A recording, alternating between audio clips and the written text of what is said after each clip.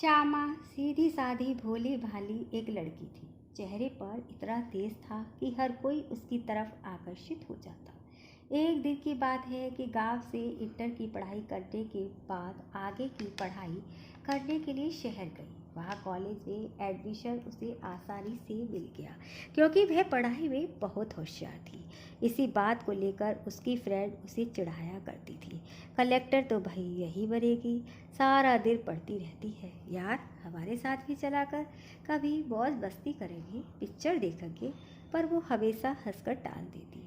उसे तो बस अपने पिता का सपना पूरा करना था। उसकी आंखों के सामने वो दिन याद आने लगे कि कैसे मेरे पिता ने मेरी पढ़ाई के लिए पैसा इकट्ठा किया। क्या कुछ नहीं झेला था उन्होंने, एक एक पाई जोड़ते आए थे। ताऊ चाचा ने तो यहाँ तक कह दिया था, क्या करोगे पढ़ा लिखा कर करना तो चौका बर्तन ही है।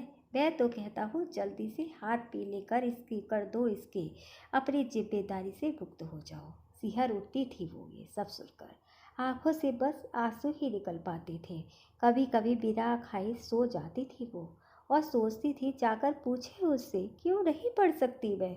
हमारा देश आज़ाद हुए कितने बरस हो गए, लेकिन आज हमारी मानसिकता लड़कियों के मामले में संकुचित है।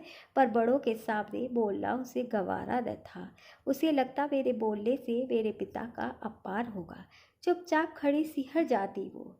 उसकी तद्रा तब टूटती जब अब्बा आवाज़ लगाती, आज उठ रहा है क्या, चल तैयार हो जा, मैंने खाना बना दिया है। उसकी अम्मा यानी कि बाप सिलाई करके मेहनत मजदूरी करती थी। वो भी अब्बा बाबा का सपना पूरा करने के लिए मेहनत मजदूरी करती। उसकी टीचर उससे बहुत प्रभावित रहती। आज उस सबका सपना पूरा करने के लिए ही तो वह यहाँ कॉलेज आई है। वो ज़्यादा किसी से न बोलती, बस अपने काम से काम रखती। समय बीत रहा था पर उससे के ज़्यादा दोस्त न थे। उसके कॉलेज में एक लड़का था, नाम सौरभ था। सौरभ धनी परिवार का था, सुंदर तो इतना था कि लड़कियों की लाइन लगी रहती। अपने कॉलेज का तो मानो वह हीरो था, पर उसे यह गंवारा न था। वह शाबा के सीधे साधे स्वभाव से वाकिफ था और उससे दोस्ती करना चाहता था, पर शाबा इस सब बातों से अनजान। एक दिन सौरभ ने शाबा से दोस्ती करने की इच्छा से पूछा, क्या मुझे इंग्लिश के नोट्स मिलेंगे? वह 2 दिन से नहीं आया तो मेरा लेक्चर मिक्स हो गया। शाबा ने बिना कुछ कहे उसे अपने बैग से नोट्स निकाल कर दे दिए। अब तो धीरे धीरे मुलाकात बढ़ती गई। चुप रहने वाली शाबा अब मुस्कुराने लगी थी। वो सौरभ से कहती, तो पढ़ते क्यों नहीं हो? कोई समस्या हो तो पूछ लिया करो। पर सौरभ हंस कर टाल देता और कोई उत्तर न देता। धीरे धीरे सेकंड ईयर बीत गया। एक दिन शाबा के पिता की तबीयत खराब हो गई और वो फीस के लिए पैसे ना भिजवा पाए। सौरभ ने ही उसकी फीस जमा की। शाबा ने बना भी किया कि वो ट्यूशन कर लेगी, पर सौरभ ना माना। अब सौरभ के लिए रिश्तों की बात चलने लगी थी, पर वो शाबा से शादी करना चाहता था। जब शाबा को पता चला तो वो कुछ ना बोल पाई। गांव में माता पिता के सामने दोनों ने शादी कर ली। शाबा ने कई बार सौरभ से कहा कि वो भी अपने माता पिता को बता दे, पर सौरभ उसे यह कहकर समझा देता कि समय आने पर बात कर लेगा। इसी बीच सौरभ को व्यापार के सिलसिले से बाहर जाना पड़ गया। वहाँ उसके माँ बापों ने उसकी शादी जबरदस्ती कर दी। जब अब वो वापस आया तो उसने ये सारी बात शाबा को बताई। शाबा कुछ ना बोली। सौरभ चला गया। शाबा का जीवन टूट सा गया। उसे समझ नहीं आ रहा था कि वो क्या करे। उसके साथ इतना बड़ा धोखा हुआ था। सौरभ के लिए ये मामूली सी बात थी, शाबा के लिए ये बहुत बड़ी बात थी।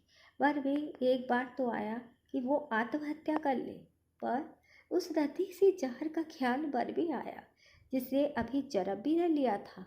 उसने बल पक्का किया और कड़ी मेहनत की और IAS बन गई।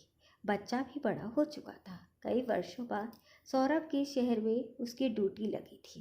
तभी उसे पता चला कि सौरभ काफ़ी दिनों से बीमार है। सुंदर और गठीला बदन वाला सौरभ अब सूख कर कांटा हो चुका था। एक बार शाबा का मन आया कि वो उसे देख आए, पर उसका स्वाभिमान उसके बीच आ जाता। धीरे धीरे शाबा को पता चला कि उसके व्यापार फेल हो चुका है, उसे भारी नुकसान हुआ है, जिसकी वजह से वह सदमे से बाहर नहीं आ पा रहा है। अब शाबा सोच में पड़ गई। उसने सौरभ की बिन कुछ उसे बताए उसकी हेल्प की। उसे पता चला कि उसकी बीवी भी 2 साल पहले कैंसर से ख़त्म हो गई। वह अपने 2 बच्चे छोड़कर मरी है। सौरभ ने उसके साथ रहने के लिए मिन्नत की। शाबा सोच रही थी, इसमें बच्चों का क्या दोष है। शाबा ने सोचने के लिए समय मांगा, पर कुदरत को कुछ और ही मंजूर था। सौरभ के पास समय न था। सौरभ ने अंतिम सांस ली और अपने बच्चों का हाथ शाबा के हाथ में दे दिया। शाबा ने उन बच्चों को सीने से लगा लिया। अब उसके एक नहीं 3 बच्चे थे। सुख में सेवा और दुख में समर्पण, फिर देखे जीवन का दर्पण। अगर आपको मेरी कहानी पसंद आई या आपके साथ भी इस तरह की कोई घटना घटी तो प्लीज़ मेरे साथ शेयर कीजिए, कमेंट बॉक्स में लिखिए। चलिए मिलते हैं आगे ही ऐसी एक कहानी के साथ।